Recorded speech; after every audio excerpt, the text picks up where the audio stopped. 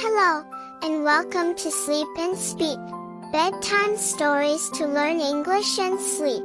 Get cozy, close your eyes, and let's begin. Today's story is called The Seahorse King.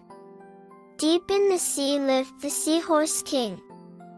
He was small but very wise.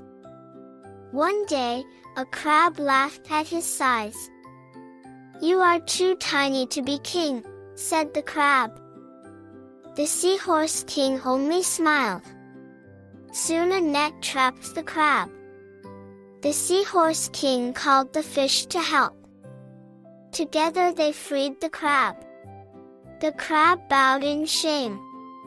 "You may be small, but your heart is great," the seahorse said. "Great things are done by a series of small things brought together.